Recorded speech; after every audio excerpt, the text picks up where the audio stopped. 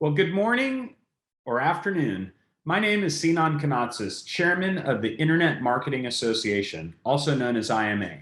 I'll be moderating this webinar between Snapchat and VidMob on how to increase ad performance on Snapchat. Before we begin, I have a few housekeeping notes.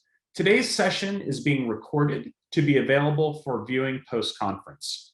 If you have any questions for our facilitators, please submit them via imanetwork.org/questions. Our speakers will review and provide answers to all submitted questions in a follow-up email to be sent by Friday, July 22nd. If you have any technical questions, please reach out directly to me or our operator, JP Vergara, at jp@imanetwork.org or via the chat function. I'd also like to take the time to turn your attention to our Impact 22 conference, sponsored in part by VidMob. Be part of our 3-day Park City experience happening at the 5-star Montage Resort. We'll be sharing the best thought leadership in digital, along with networking among the best senior executives in our network. The dates of our event are October 7th through 9th, and you can find out more at www.impact22.live. Our event will feature over 100 sponsors in person and be broadcast to over 100,000 professionals tuning in. Also today, we'll be giving away a brand new pair of Ray-Ban Frank sunglasses to one lucky winner. We'll be in touch with that winner via email by Friday. Now it's officially time to turn our attention to our epic webinar. Let's welcome our distinguished presenters, Jamie Bradley, Head of Creative Enablement at VidMob, and Greg Schneider, Creative Strategy Lead at Snap. Before we begin, would you both like to talk a little bit about who you are and what you do? Jamie, let's begin with you. Awesome. Thanks, Sinan. Hi, everybody. So my name is Jamie, and I'm the head of creative enablement here at VidMob. So I've been with VidMob for over 4 years. I'm based in New York, Brooklyn, more specifically. So at VidMob, I'm overseeing the development of all of our intelligent creative services.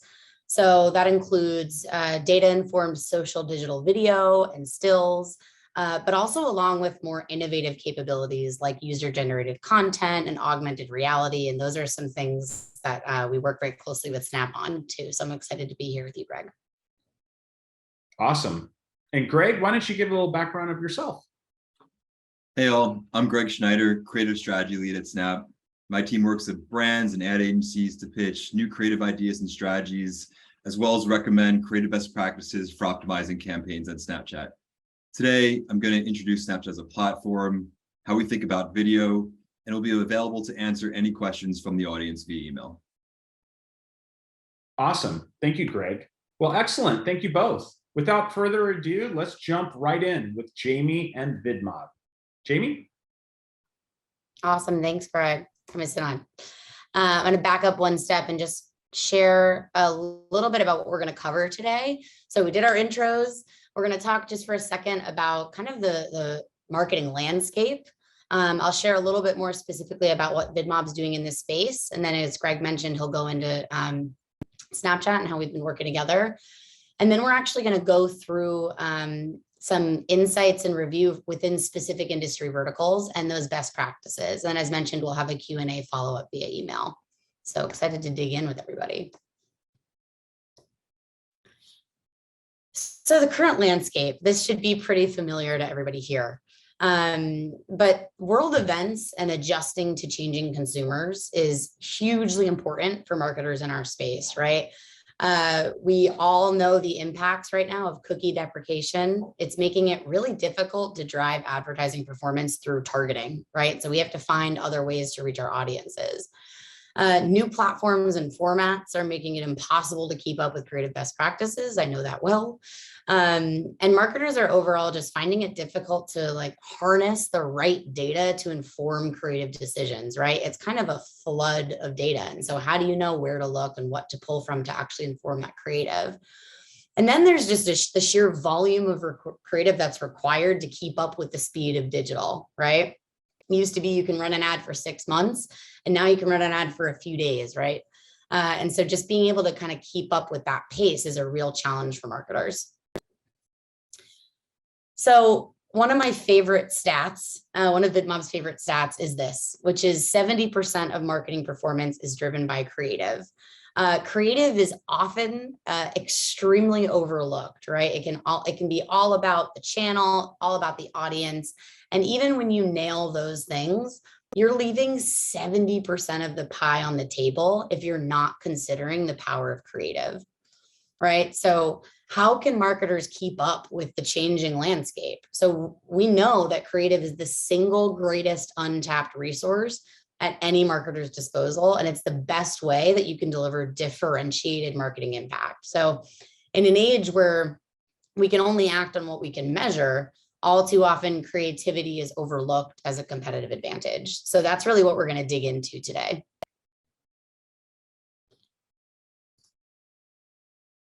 So that's really where intelligent creative comes in. So for those of you who are unfamiliar with VidMob's proprietary technology, every element in an ad is actually tagged, right? So we can identify the talent, we can identify every single object, every color, right? So we're really pulling back the curtain on a piece of creative and saying what every single element that actually makes up that creative, what makes it a strong piece of creative, right? So then we take all of those elements that are tagged and we cross-reference that with the performance data that we know and love and cherish, right? And so that allows us to create this story around when do viewers drop off, right? When are people clicking? When are they downloading, right? When are they buying? And so it's not just about the audience and the channel, but it's about what element in the creative is making them stay, right? What's making your ad sticky creatively? So now we can pull out these meaningful themes and powerful insights that enable our creators and our network to make ads that perform measurably better. So it's out of this collision, right, of creative data and performance data that we can start to observe statistically relevant equations of cause and consequence. We start to see that when a boy enters the scene, the 3-second view through increases 44%. Right? Or we see that when there's a call to action, the CTR goes up 34% and so on, right? It's kind of infinite. So you can start to surface the elements that are driving performance where it matters. And so these are some of the insights that you can glean, right? And this is just a smattering, but they are truly, it's infinite of what you could uncover, right? So things that you can explore. Does a bottle or a can resonate best with the audience? Does featuring a mother versus a family perform better, right? What setting works best? Is it day, night, sunset, indoor, outdoor? I mean, the possibilities are infinite, right? And so these are all of the elements that exist in our creative. And then when we start to test these theories and ask these creative hypotheses, we start to glean some really powerful performance metrics as a result of these tests, right? So you might see a huge increase in engagement or ROAS or completion rate or 3-second view, right? All of this performance data is linked to the changes that we're actually making to the creative itself, which is super powerful. And so intelligent creative is data-informed creative that performs measurably better, right? And so this is where we can start to define your brand best practices. What is your creative narrative that leads to better or worse performance? And so Sinan, I'll throw it back to you to pass it over to Greg. Great. Well, thank you for that excellent presentation. If you have any questions for Jamie, please submit them by visiting imanetwork.org/questions or in the chat. Jamie will provide answers to all submitted questions in our Friday follow-up email. At this time, we'd like to turn the webinar over to Greg Schneider, Creative Strategy Lead at Snap. Greg? Thanks, Sinan. For anyone that was on Snapchat in the early days, this is a look back at the original app. It was simple. You can send a snap and receive a snap. A decade later, though the Snapchat product has evolved dramatically, one thing has always remained the same. Snapchat is different than traditional social media platforms. As Snap's co-founder, Evan Spiegel, said all the way back in 2012, Snapchat isn't about capturing the traditional Kodak moment. It's about communicating with a full range of human emotion, not just what appears to be pretty or perfect. And that's why Snapchat has always opened directly to the camera. It puts people immediately into creation and communication mode versus traditional social media platforms that open to a feed and enters people into consumption mode. And this is one of the main reasons why Snap has seen such amazing growth. We offer a space for self-expression, inspiration, creativity, and learning, everything that matters to the Snapchat generation. And people continue to join the platform from all over the world, now totaling over 332 million daily active users.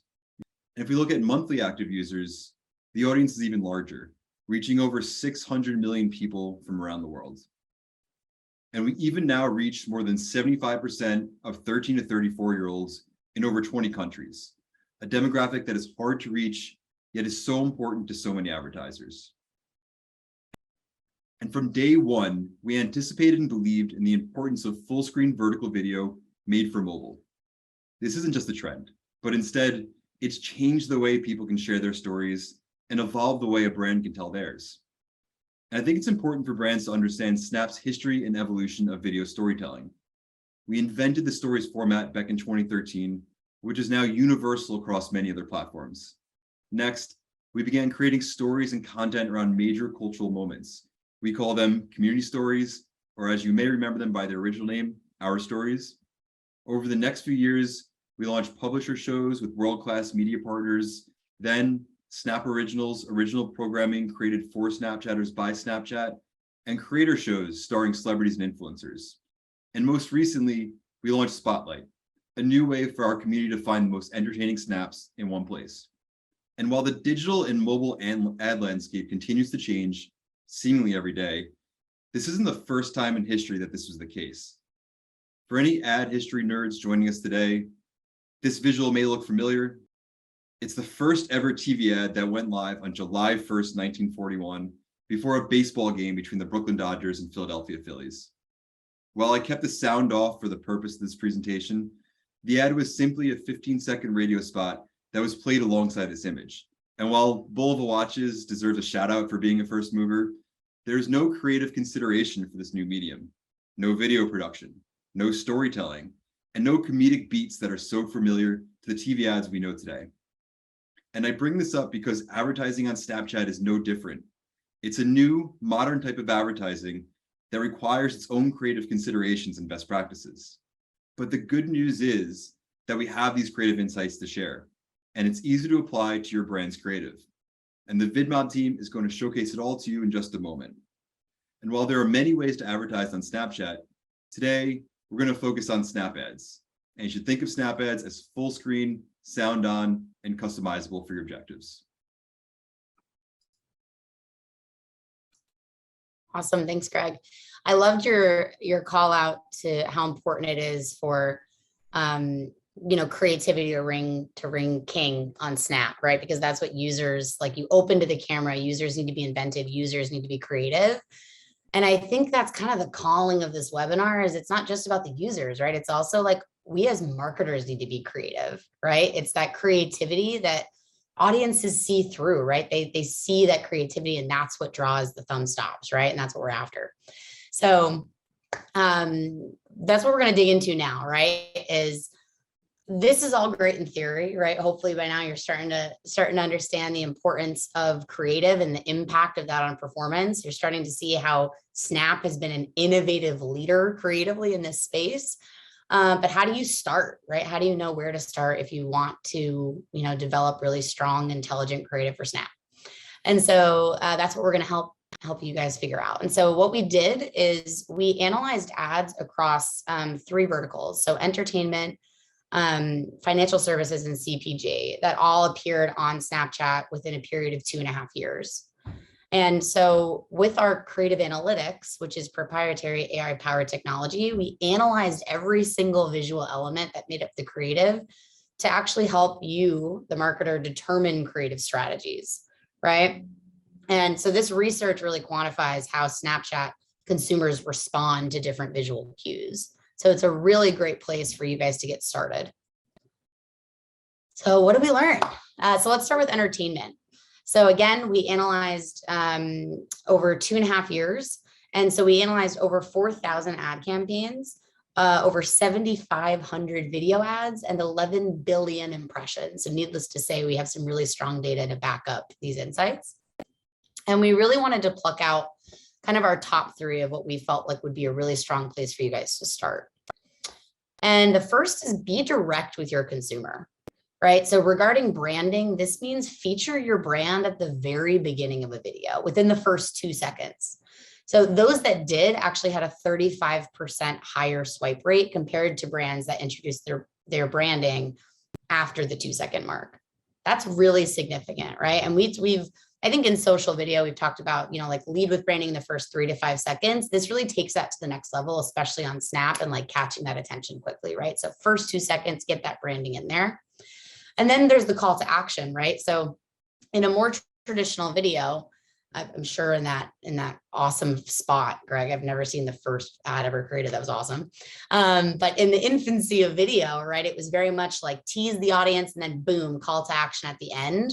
We're flipping that on its head, right? We need to see that call to action in the first 2 seconds. And when we do that, we see a 71% higher swipe rate on those ads, right? And with Snap ads, consumers have the option to skip, right, in the very first second. So you really got to catch an attention and be clear on what you want that action for your user to take in the first 2 seconds.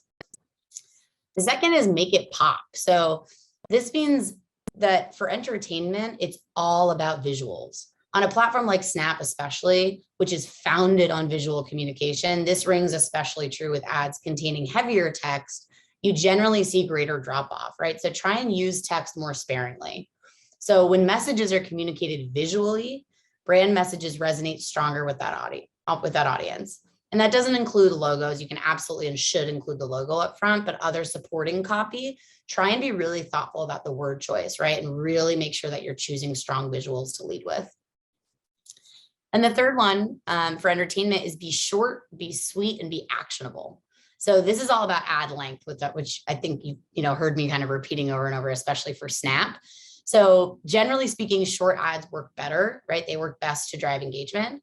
For entertainment brands on Snapchat, Snap ads less than 10 seconds long had a 40% higher swipe rate than video that was between 10 and 30 seconds. So short and sweet is your friend. And again, that can be challenging, right? Like we have a lot to say, right? We have amazing products and services. We want to sell them effectively. And so it's a creative challenge. How do we condense that messaging without losing the meat of what we're trying to say to our audience, right? So these are kind of the fun creative challenges that we now get to solve with these insights.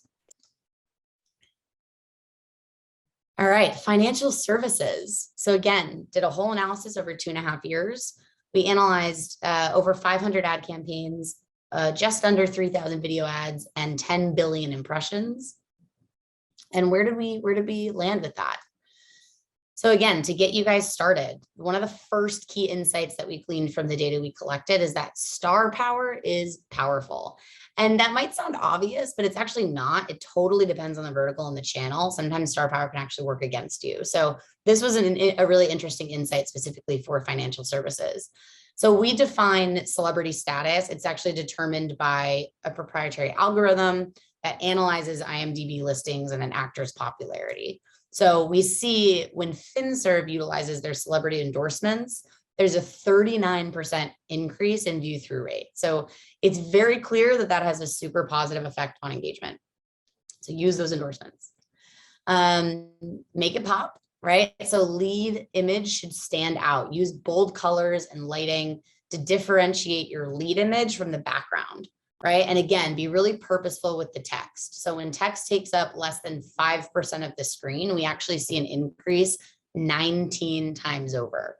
So that specifically for financial services, I would imagine that to be a challenge, right? It can often include complex products and complex narratives of how to use products, right? So this is a really good opportunity to partner with a creative team and to start experimenting with how can we get the full value of our service across without flooding that screen with text, right? How do we lean into visual storytelling?